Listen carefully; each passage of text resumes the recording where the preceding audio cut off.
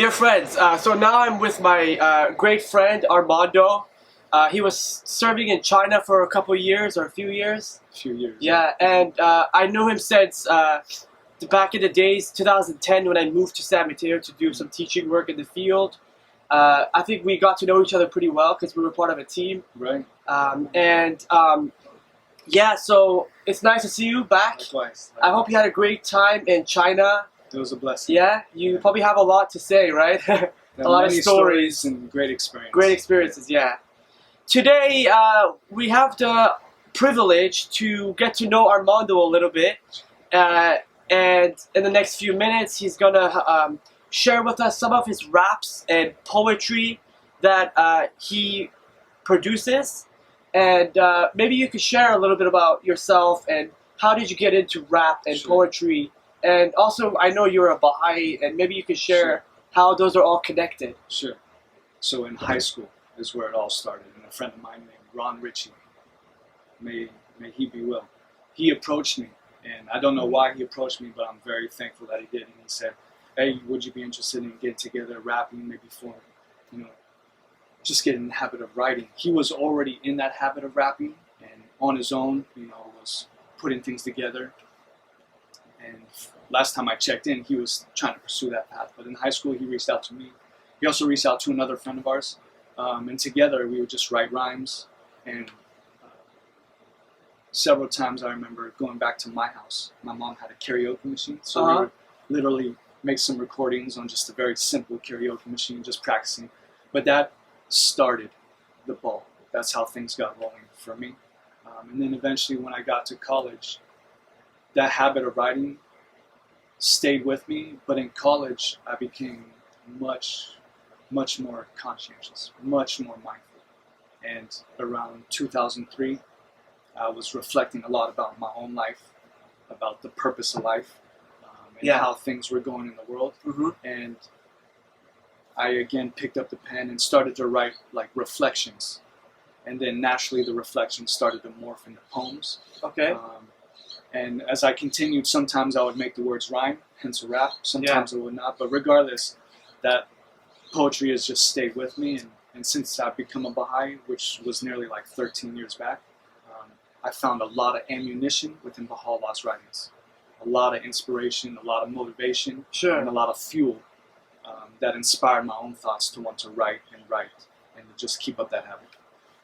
All right. So, why were the writings of Baha'u'llah, like you mentioned, ammunition? Like, in what sense did it do that to you? Sure. Inspire you to keep writing? Yeah. When I first met Baha'is living in Santa Cruz, and they first told me about Baha'u'llah, and then I started to read his teachings for myself, I was moved. I was wide open because I was looking for change. I was looking to improve my own life, and I was looking for ways that how I can contribute to something bigger and better than myself. Right. And Baha'u'llah gave me that opportunity. So I find many concepts and teachings of Baha'u'llah's new things that I had never heard of that inspire my thoughts and motivate me to, again, just make progress and contribute to something that's moving forward. But there's several concepts that speak to me. One is the whole mysticism of prayer, life and death, because I know life goes beyond this, and I'm not I'm not into this. Like, I know it's for a time, and I'm enjoying my life while I'm here, but the end goal is God, and life is eternal. And so with Baha'u'llah's vision, I was able to understand a little teeny glimpse more into what's to come and how to prepare for that. All right, so if you don't have anything else that you would like to share, we could jump right into maybe your raps and poetry that you brought for us. This poem that I'll now share with you all, it's called The Current State of Affairs. I wrote this back in around 2003, and I did this because when I was at UC Santa Cruz, I got in the habit of attending a lot of open mics, and that was a perfect platform to share poetry, hear poetry. And so for some time there, I wanted to be able to share this piece. And so I put this together. And this poem came out of many reflections about the state of the world, the state of me, and just different interactions that were holding, people back, inhibiting progress. And it also came at the time too where I was learning more and more about the Baha'i faith, so I injected the poem with some insights there. So, the current state of affairs are ensnared, vision impaired. It's more than I could bear. We need help and change. Disaster captured laughter and put a POW hostage in bondage, a gallery masterpiece on a bandaged canvas. An army marching on concrete, scars feet. Dreams lose sleep. Screams leave deep wounds. Violent tyrants, blinded eyelids. We could all benefit from a moment of silence.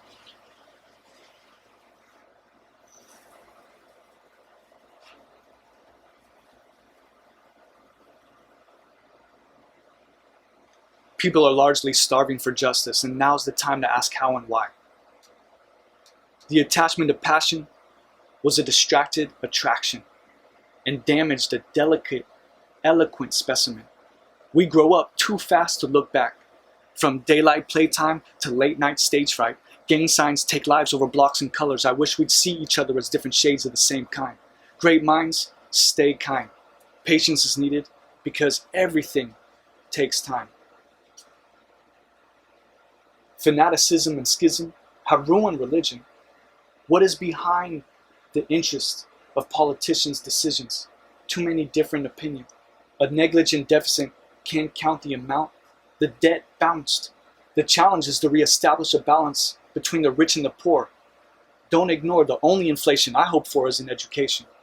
Now's the time to ask how and why. And here's where I take a leap of faith.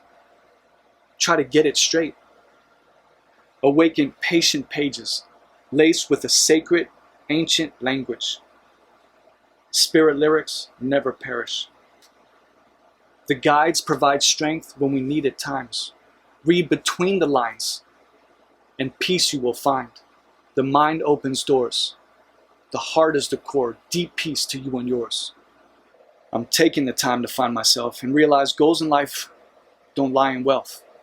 Let's exercise our mind and health. Deep peace to you and yours. Sacrifice and service make true role models, and what we do today will make a better tomorrow. So peace in all shapes and sizes. The next piece is titled The Gift. And I had a chance to write this when my wife and we were living in Beijing in 2013. It was for a Christmas celebration for the school that we worked with, and one of my colleagues put out the invitation about if people were interested in sharing any bit for their Christmas presentation. So I thought about it and then jumped at the chance, and I thought it would be a good opportunity to really write about the essence of Jesus, the worth of his station, the magnificence of his name, because I was brought up Catholic, and over time I've just seen that sometimes we lose the spirit, the essence, or the purpose behind Christmas. So I wanted to just dedicate this piece to Jesus. Blessed is the land of the East. A gift was sent. Blessed is the land of the East, for it was there that a star shone, grew, grows, glows, brightening the heavens and the shadows. With faith they followed. Hallowed be the Lord who transformed thorns to crown, copper to gold, doubt to belief. He was born the Prince of Peace. Blessed is the land of the East. He was born from their kind, but not of their kind. He shines, the hallmark, one of a kind, humble, generous, kind. Blessed is the land of the East. From a couple they knew not he arose, and from a corner they knew not he was chose.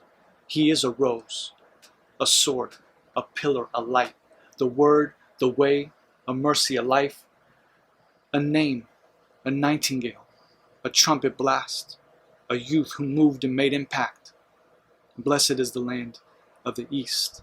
He is knowledge, a star, a leader to men, a gift, a pearl, a priceless gem. Blessed is the land of the East. He is a key, a heart, a helping hand, a grace that swept and cleansed the land. Blessed is the land of the East. God bless this seed, his soul, his son, made in his likeness, destined to become a perfect reflection of his heavenly Father, whom we cherish and honor. Prayers are offered. Blessed is the land of the East. Blessed is the land of the East. Out of our love, let us arise. Live as he lived, served as he served, so that the teachings of God may help this earth to grow, blossom, develop, improve. It's not what we know, but what we do. It's not how we look, but how we live. And it's not what we spend, but what we give. Blessed is the land of the East. The next piece I want to share with you all, it's called She Never Once Hid. And I didn't realize it when I started it, but in the process of writing it, I started to tap into the life of Tahereh and get inspiration and motivation from her. I particularly like this one because now when I do recite it, my heart is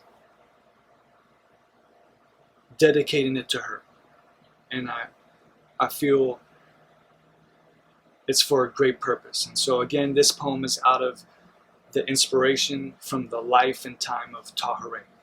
We are not flesh and bone, destined to become more than what we imagine or ever dreamed of. She removed her veils of literal interpretation, of idle talk, of blind imitation. A fountain of love flowed, surged. On her right side, lo, a nightingale perched. It sang holy, sweet melodies to all and every for a full century. All are his servants, all abide by his bidding, and this pilgrimage of hers signified she was willing. We are not flesh and bone, destined to become more than what we imagined or ever dreamed of. Her legs grew tired. Her heart never did. Resigned in trials she never once hid. Upward and onward she led the march, smiled and praised the buildings on the arch. The places they went, the things they saw, made her appreciate one and all. While in prayer, her powerlessness declared, the Lord of all names is summoning us here. Rid of all attachment, she circled his throne. Because of his word, the world has grown. We are not flesh and bone, destined to become more than what we imagined or ever dreamed of. She chants the verses with tears of joy. No earthly power will ever destroy. Reaching her beloved, she asked to be taught. Was shown that the things of this world are as naught. Prostrating herself, her eyes closed tight. This truly is that day, not followed by night. In her lowly voice, she spoke the words, I pray my actions show you I deserve. Her departing wish, the last she uttered, may my spirit be a sacrifice to the wrongs thou didst suffer. So we had the chance to hear Armando's poetry and your wonderful words. Thanks for sharing. Those are really cool. Thank you for the opportunity, the chance. For sure. I'm sure the wonderful viewers out there and people who aren't really familiar with the Baha'i faith learned something, and hopefully they were inspired. And I pray so. Yeah, and I hope those words moved people to do wonderful actions and bring about unity, and hopefully, inspired even to write their own poetry, you know? So now, if it's okay with you, I'm going to share a passage from Baha'u'llah that speaks of words. Please. Good. So Baha'u'llah says, every word is endowed with a spirit. Mm-hmm. Therefore, the speaker or expounder should carefully deliver his words, at the appropriate time and place. For the impression with each word maketh is clearly evident and perceptible. The great being saith, one word may be likened unto fire, another unto light, and the influence which both exert is manifest in the world. Therefore, an enlightened man of wisdom should primarily speak with words as mild as milk, that the children of men may be nurtured and edified thereby and may attain the ultimate goal of human existence, which is the station of true understanding and nobility. Thanks so much for your time. So guys, those of you who watched this video, if you enjoyed it, please give it a like and share this video with your friends that you know will enjoy it. Please, to be inspired. And please subscribe if you haven't to my channel. And hope to hear and read some of your comments down below. Thanks a lot.